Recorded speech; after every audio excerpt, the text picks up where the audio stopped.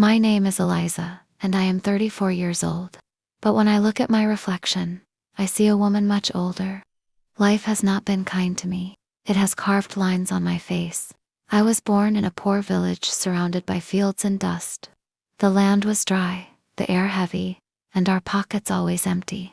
My father worked as a farmer from dawn until dark. He bent his back under the sun, yet the harvest was never enough. My mother stitched clothes for neighbors with weak hands. Her fingers often bled from the needle, but she never stopped. She always tried to smile at me, even when her eyes were tired. I was only 8 years old when disaster struck our lives. A heavy flood came rushing down from the mountains one night. The water swallowed our small house and all that we had. I stood in the muddy water, trembling, holding my mother's hand. My father tried to save our goats, shouting in the storm. The river grew stronger, darker, and it pulled him away. I remember his last cry before the water covered him forever. My mother held me tight, her tears mixing with the rain. From that night on, nothing was the same for us again. We moved into a broken hut at the edge of the village. Its roof leaked whenever clouds appeared in the sky. The walls shook with every wind, but we had no choice. At the age of 12, I began working in a small factory. The machines were loud. The smoke burned my chest every day. My hands became rough and full of small cuts. Still, I carried my tiny wages back home to my mother. She kissed my forehead and whispered, "You are my brave girl." But inside, I did not feel brave at all. I felt weak, small, and always tired, but I smiled for her. One day after work, I returned home to a terrible sight. My mother was lying on the floor, coughing blood. I froze, my body shaking, not knowing what to do. I ran to neighbors, begged them to call a doctor, but no doctor came, because we had no money. That night, I sat beside her, holding her fragile hand. She stroked my face with trembling fingers and whispered softly. Her last words were, "Eliza, don't let the world break you." Before the morning came, her breath stopped forever. I was 14 years old, and completely alone in the world.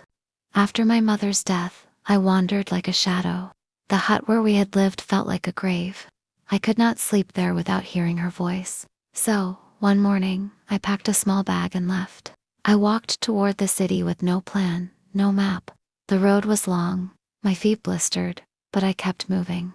I whispered to myself, "Don't break, Eliza, don't break."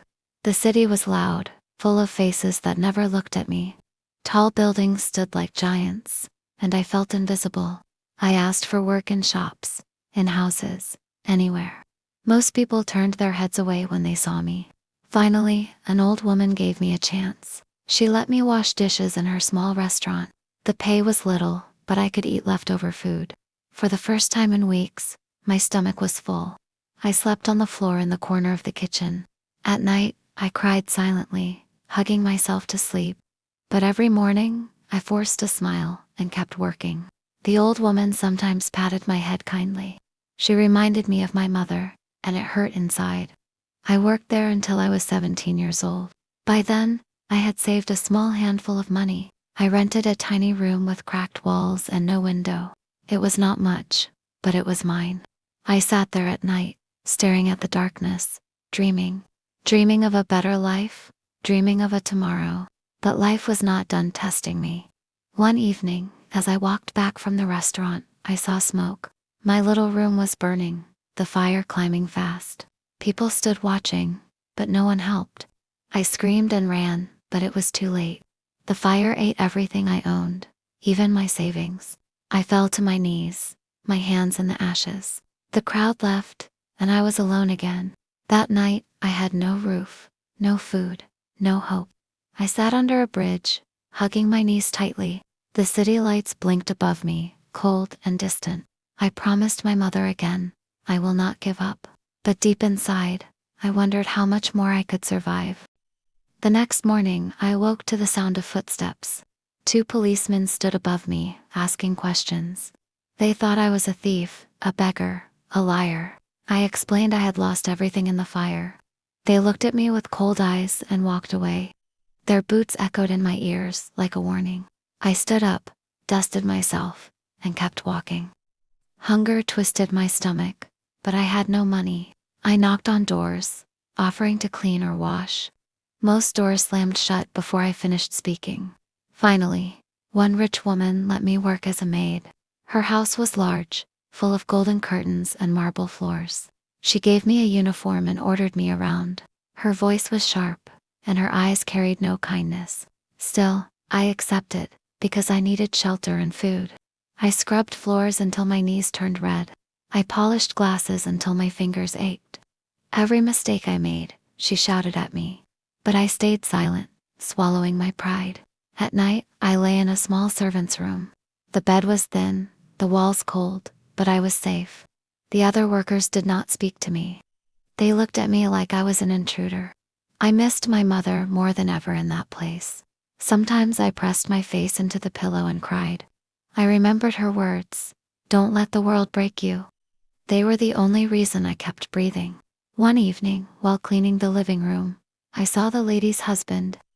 He was kind, unlike his wife, and offered me tea. He asked about my life, and I told him a little. He said I deserved better, and for the first time, I felt seen. But the kindness was short, like a candle in the wind. The wife saw us talking and grew suspicious. She accused me of things I never did. Jewelry went missing, and she blamed me without proof. Her screams filled the house, echoing through the walls. The next day, she threw me out with nothing.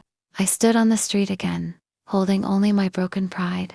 Once more, I had no home, no money, no friend. And once more, I told myself, Eliza, you must not give up. After being thrown out, I wandered through the city streets. The sky was gray, and the wind cut through my clothes. I had no coat, no bag, nothing but my weary body. Every step felt heavy, but I kept walking anyway.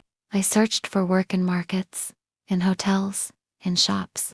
Everywhere I went, people shook their heads. Some laughed at me, some ignored me completely.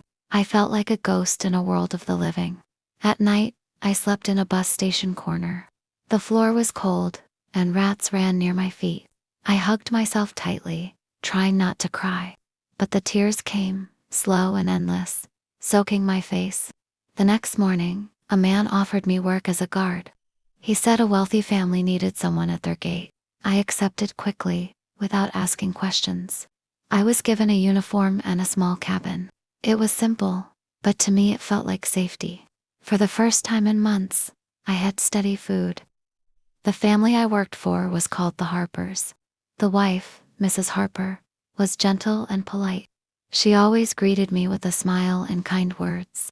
Her husband was busy, always on calls, hardly noticing me. They had a young daughter, around 19 years old.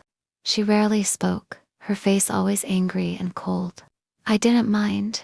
Silence was better than cruelty. I stood at the gate each day, opening it for cars. I watched the rich guests arrive in shiny clothes. I wondered what it felt like to live without fear. In the evenings, Mrs. Harper sometimes brought me tea. Her kindness warmed me more than the drink itself. She asked me about my life, and I shared a little. She said, "You're strong, Eliza. Stronger than you think." Her words reminded me of my mother's voice. I held on to that small light in my heart. For a while, my days felt steady, almost calm. I thought maybe this was the beginning of peace. But fate is cruel, and peace never lasts for me. One stormy night, everything changed forever. And I did not know that my life was about to collapse again. That night, the rain was heavy, and thunder shook the sky. I stood at the gate, water dripping down my uniform.